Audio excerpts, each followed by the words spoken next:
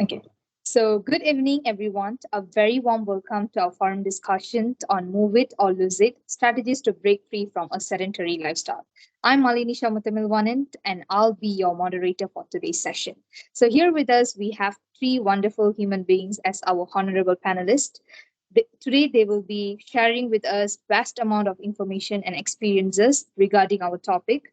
Without further ado, let's welcome Arif Daniel bin Ahmad FAZRULISHAM, General Manager of Petronas, a dynamic global energy group with presence in over 100 countries.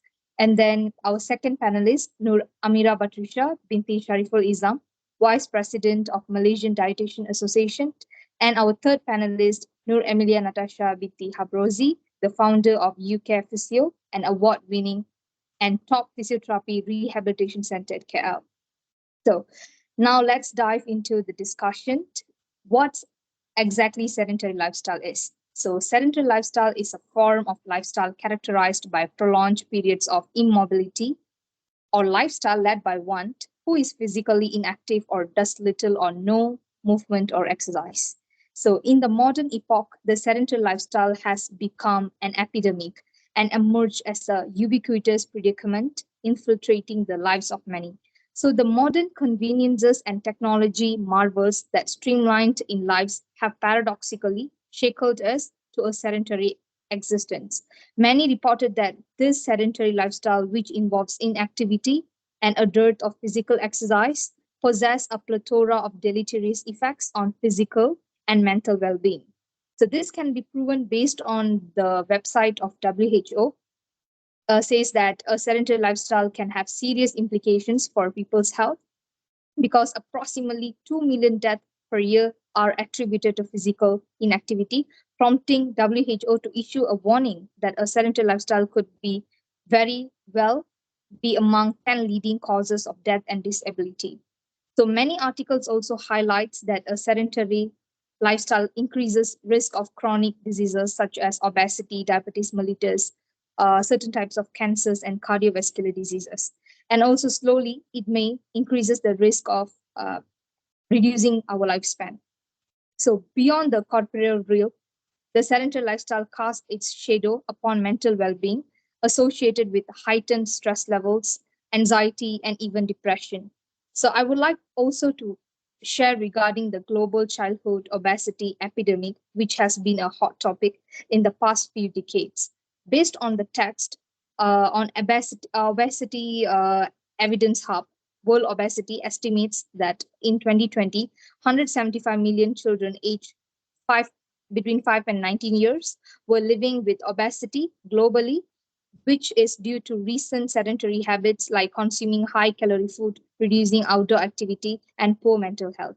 So, hence, we can deduce that a sedentary lifestyle is truly toxic and causes noxious effects to our lives. So, to kick things off, I've prepared a few questions for our beloved panelists about the topic for today. Let's start with Arif. What's your opinion about sedentary lifestyle and how does it affect our well-being? Okay. Thank you, Mali, for the simple introduction and walkthrough for our discussion. So, as for me, at Petronas, we seek energy potential globally, optimizing the value through our business. And our portfolio includes oil, gas, renewable sources, as well as some products and solutions as well. Our commitment to the sustainability around the globe starts at the core of our operations and extends throughout the company.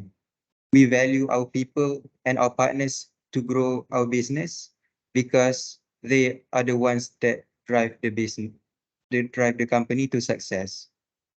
So a sedentary lifestyle, for me, I like to relate to the working environment would be the negative factors that could affect our employees' health and well-being. For example, there is excessive stress due to pressure and long work hours, poor communication amongst employees, lack of recognition or appreciation, harassment, and maybe even discrimination amongst them. These practices could also entail to unrealistic demands or unfair treatment even. So according to a study from APEC Benefit Strategy Study in 2017, found that a high amount of 72% of employees in Singapore consider stress as an issue that affects their productivity at work. So this means that a lot of employees in every company is stressed out due to their pressure at work, and thus they are adapting quite bad habits into their daily life. For example, prolonged sitting at their desk, sitting for a long period of time without standing up or taking a break. And they could also incorporate bad posture even, straining their eyes, their body even, and causing burnout. And so this fatigue is actually a regular occurrence in offices, maybe due to the reasons I explained before. So according to WHO, a fact that I found that insufficient physical activity was once the fourth leading risk factor for mortality or the death of people globally.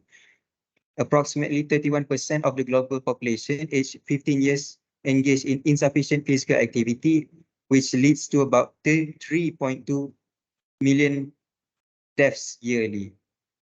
And this does not only lead to physical stress, but also emotional as well as mental issues to employees. So basically, I'm trying to say that the workplace is where our success begins.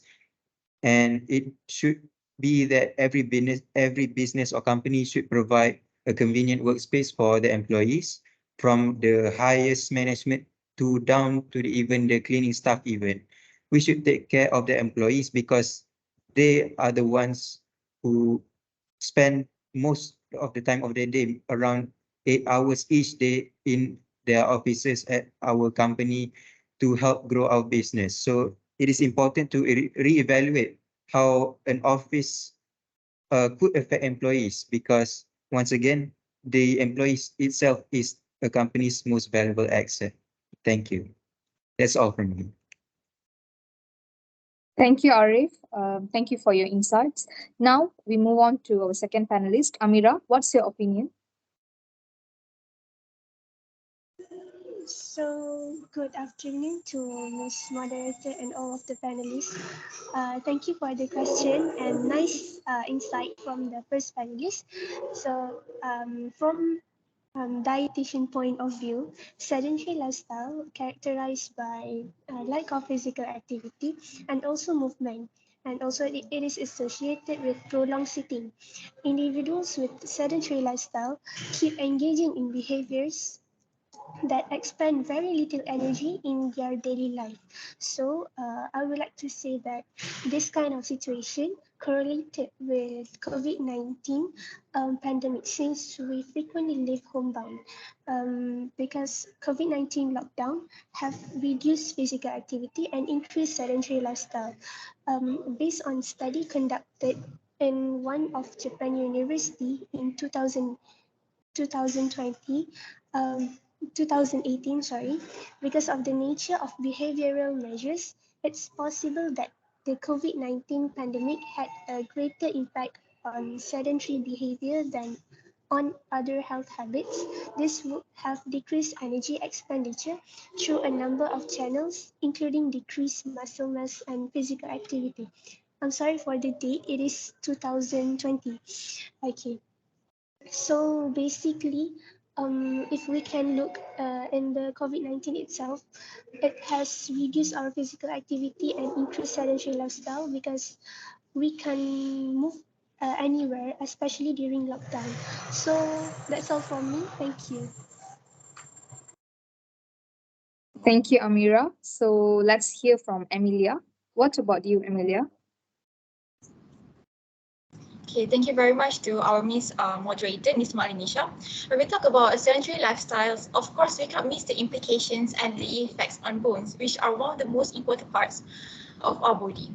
Bones are what allows us to have the freedom of movement, which can help us to stand up and carry our daily routines. Regular weight-bearing activities like walking and running play a crucial role in maintaining our bone density and strength. When individuals engage in a very minimal physical activity, as seen in sedentary lifestyle, this can lead to poor bone health and may increase the risk of developing conditions like osteoporosis, kyphosis, and many more. When we look at our ancestors, thousands of years ago, our forebears were mostly nomadic and hunter-gatherer culture was their way of life. Because they had to hunt and gather their own food, they were more physically active than we are today. Um, because when we compare the density of bones of people nowadays and our ancestors, it is seen that the human skeletons today are much lighter and more fragile than those of our ancestors. This is mainly a result of a drop in the level of physical activity. In a study published in Proceedings of National Academy of Sciences, researchers from the University of Cambridge and Pennsylvania State University have analyzed X-ray images of thigh bones from modern humans as well as those humans who lived thousands of years ago. It is found that the ancient hunters' bone mass was about 20% greater than the bone mass of the later farmers. According to the researchers, after people stopped hunting for food, a more sedentary lifestyle has become the norm.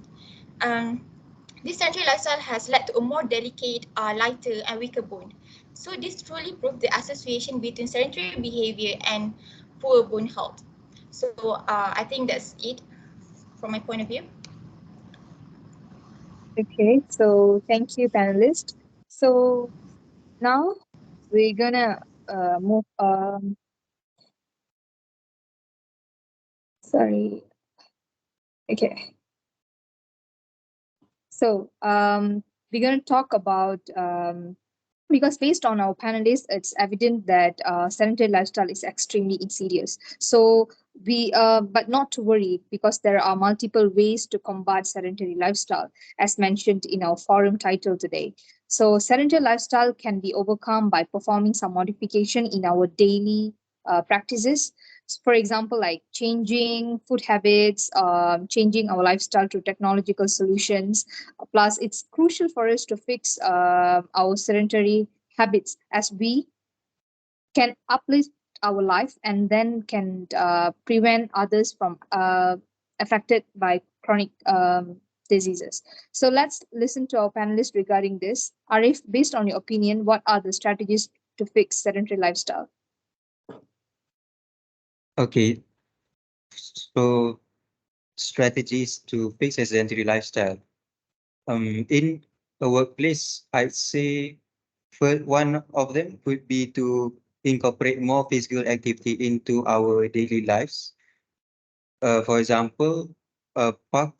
If we commute to work by car, then we could park our car at the far end of the parking lot so that we can walk more and incorporate some exercise or movement whenever we can. But if we, but instead of taking the car, we could also opt for walking, cycling, or using public transport, depending on the distance from our workplace. And also, we could also take the stairs instead of elevator if it is not, if the floor we need to go isn't that far. So according to the American Cancer Society, they recommend that adults should get at least 150 minutes of physical activity per week, or about 30 minutes daily. And also another study from University of Cambridge revealed that among people who commute to work by incorporating more active forms of transport, such as walking more or cycling, they have an 11% lower risk of developing heart disease, as well as a lower 30% risk of death from heart diseases. And also, besides from incorporating physical activity, we could also change the workplace environment itself. For example, provide adjustable desks or chairs so that we can sit comfortably and avoid eye straining from watching the screen for too long, and as well as provide better ventilation maintenance, regularly maintain them, and check if they are functional or not. Um, Also incorporate break rooms or use the use open areas to take a break once in a while instead of just sitting at our desk for a long period of time. Maybe stand up or go take a lunch break, a coffee break, as well as puts on visually pleasing decorations around our work areas so that we can feel much comfortable, like we are similar environment to our home even. So all these can, I think, can provide the employees the source of energy that drives them to work harder, feel motivated, focused, to become more productive, and they would be willingly be able to give their best effort in their job to help the company. And yeah, I think that's about it. Okay, thank you. Excellent suggestions, Arif. So let's move on to our panelist two. Amira, what's your point?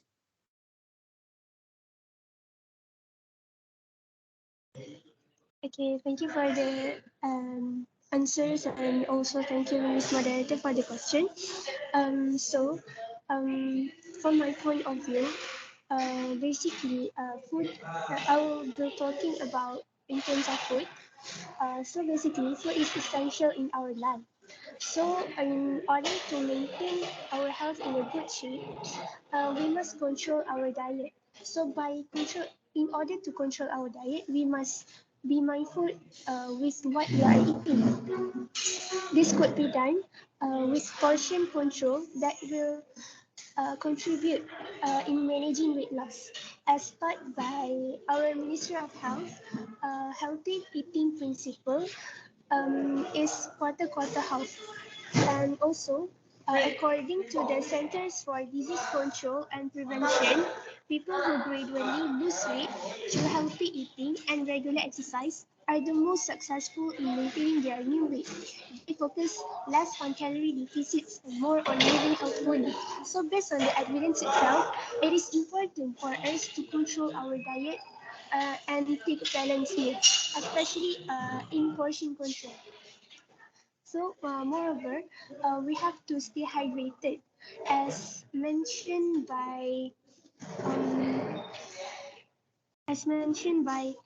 Eric Escher, DO, a family medicine physician at Lenox Hill Hospital in New York City, told that hydration status affect beyond your thirst. It's just not to quench your thirst, but hydration also gives numerous benefits for us, such as provide lubrication of joints, as the water itself will act like a cushion between our joints and lessen the pain if we move. So the lessen the pain, the more move we can make and the more physical activities we can do, as it is associated with our topic sedentary lifestyle.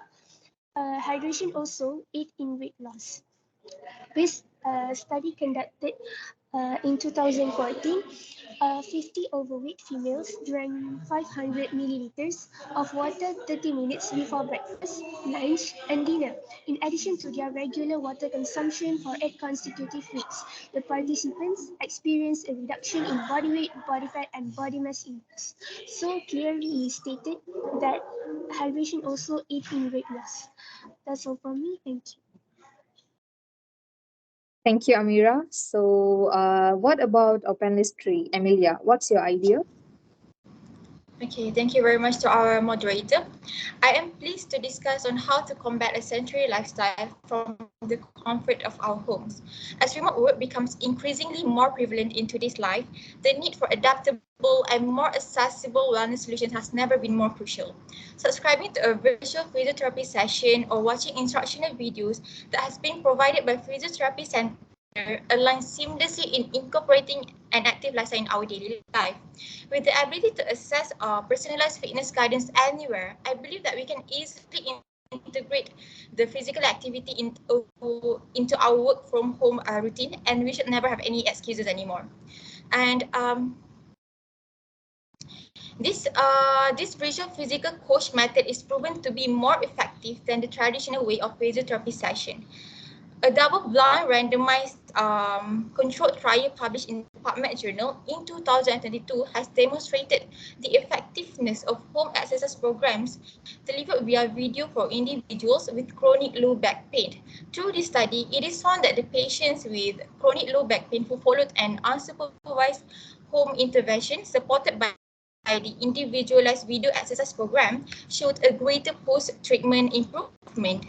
In addition, integrating fitness into home decorations or interior designs can spark a transformative shift in how we perceive and interact with our living spaces. Architect Robin Sisodia, founder of Astro Arcade, in his statement in 2023, he has recommended that we leverage the technological advancement in fitness gadgets and seamlessly integrate them into our home design. From smart mirrors that provide interactive workout sessions to intelligent flooring systems that monitor our footsteps. He further explained that these state-of-the-art marvels act as dedicated partners in our journey toward an active lifestyle. Okay, thank you so much, dear panelists, for all of your excellent suggestions. So let's move on to our last issue to be discussed in today's forum, which is regarding role of education in raising awareness about sedentary lifestyle. So education is a powerful tool in raising awareness about alarming issues to the public, as we can educate them with the statistics and impacts of certain issues. So many big influencers also stated that educational programs and policies are crucial public health interventions, as it's a crucial component of a person's concurrent and future health. In this case, the government can take the lead by empowering the nation and protect our upcoming generation from inactive sedentary lifestyle by conducting campaigns or programs in schools or hospitals. So, Arif, what's your opinion like? What's the role of education in raising awareness about sedentary lifestyle? Uh, well, from my perspective, I think that the employers themselves should take care of their employees if they are applying a sedentary lifestyle. Basically, they should implement the change in their workplace would be to adapt a positive work culture that that promotes teamwork, collaboration, and respect amongst employees. Encourage them to work together and support each other. So, for example, uh, we could be flexible in work arrangement. So we could provide flexibility in working long hours. We should reduce them or even allow our employees to work from home to accommodate their personal needs, such as taking care of a sick family member, or if they have any personal issues with their family, if they want to take care of their child at home, and so on. Because we want to promote work-life balance, because we should value an individual's personal time to take care of their family, to exercise, to hang out with friends. Besides that, we could also implement comprehensive wellness programs, for example, uh, organizing fitness challenges or providing gym access around the office for our employees, so that they become more motivated uh, to exercise. And since we are provided gym access, then they should have no excuse to skip out on it. So besides that, what's important is also the employees' mental health. Uh, for example, counseling, stress management programs, or assistance program for their career. But according to a study by the Institute of Mental Health in 2018, 80% of employees don't seek help for mental health because of the stigma around it. Because if you were to seek a psychiatrist or counselor, then people around you, your colleagues, might even brand you or discriminate against you as a person who has mental issues. And people usually don't want that. They don't want their image to be affected in any way. But but we think that that should not be the case. For example, seeing a counselor to help our mental problems, our personal problems, maybe conduct peer support networks and encourage our employees to support each other in maintaining a healthy lifestyle physically and mentally, provide recognition to their hard work, their efforts to make sure they are appreciated so that they feel rewarded. So they also become more productive and they continue to work hard to help the company. For example, offer bonuses, offer vacation days and pay rises to let them know that they really matter to the company and they are important. As well, we could foster an environment that values and respects diversity so that our employees feel valued and respected. According to a study I found, highly this positive work culture in business can result in a 14% increase in productivity and a 23% increase also in the company profitability. In short, the work culture is basically what ties to the organization success, which then depends on the employees themselves. So by implementing these changes, we can have a better work environment and provide better uh, better care for our employees and can grow our company as well. And that's my take on it. That's so informative, Arif. So, what about Amira? What's your idea? Okay, thank you for the question, Ms. Moderator. So I'll be explaining about role of social media or role of media to raise awareness among the people, among the society. Nowadays, we live in digital era, so we were conquered by the technological advancement. So it would be more easier to attract more people on something. Okay, so nowadays, food advertiser has collaborated with many social influencers and celebrities for their marketing to promote the healthier food and also healthier lifestyle. So based my opinion, social influencer marketing is important to attract more young people or more society, particularly young people, uh, to follow the healthier lifestyle and also in promoting in health and wellness brands as they have the powerful strategies and also benefits on attracting them. So based on the study and BMC Public Health that conducted in 2020, a new online trend that is designed to inspire viewers towards a healthier lifestyle is called Fitspiration, program that stimulates health and well-being through the promotion of healthy eating, higher levels of exercise and self-care. Besides that, the most the most nearer example to us in Malaysia, if you guys know, the most well-known influencer, Cupcake Aisha, who has numerous of followers, being ambassador for nutritious drink Vida C, which is sparkling water with vitamin C.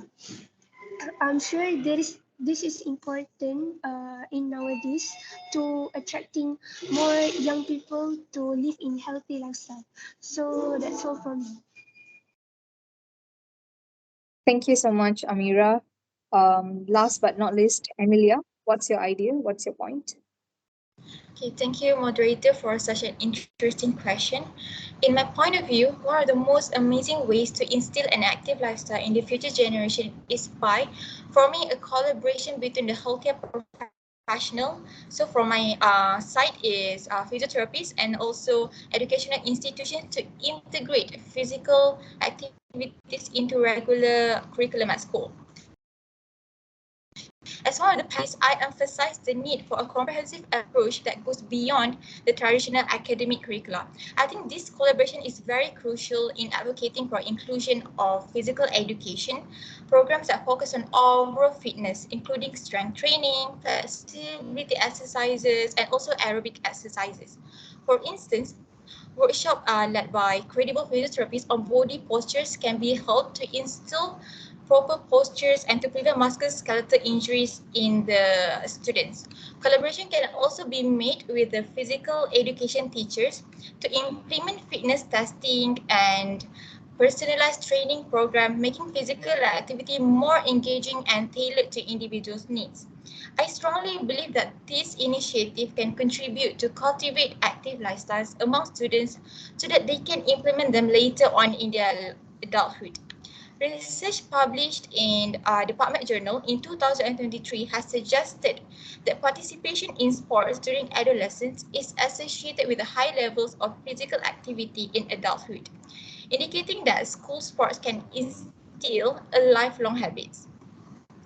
It was concluded that a high level of physical activity at ages 5 to 17, especially when the physical activities are continuous, significantly predicted a high level of adult physical activity. Hence, it is very important to build a collaboration between schools and physiotherapists to foster the well-being of students and giving them the lifelong benefits. So I think that is all from me. Okay, so thank you, dear panelists, for your comment on this issue. So, hence, based on the discussion that we conducted, we get to know about the ways of combating sedentary lifestyle, like we can ditch the car and walk more, use public transport, or cycle to our workplace, use stairs instead of lift or escalators. We can also control the portion of eating and take healthy meals instead of fast food options available on our phones, the shop near us. Always stay hydrated, like drink plenty amount of water. And we also can stay active by adopting hobbies like any indoor or outdoor sports, and subscribe for virtual coaching. So all those suggestions is really applicable, and it's very easy to be done. So thank you for that. So we believe that the strategies in combating lifestyle that have been shared today will help our viewers to overcome the sedentary habits that they are practicing unintentionally. So, in conclusion, a collective effort in overcoming sedentary lifestyle is essential for creating a holistic and lasting impact on individual and community well-being. So, it leverages the strength of unity, um, promoting shared responsibility for creating environments and habits that support an active and healthy lifestyle. Okay. By raising awareness, implementing lifestyle modifications, and fostering a culture of physical activity, we can overcome the negative effects of sedentary living. So, it is time to prioritize our health, break free from the shackles of inactivity, and embrace a future filled with vitality and well being. So, lastly, I wanted to express my gratitude to our panelists who contributed to the enriching conversation. Let's carry the momentum forward and continue to work together towards a healthier, more active future. And thank you. Stay safe, stay healthy, and let's stay connected on this journey. Thank you, everyone.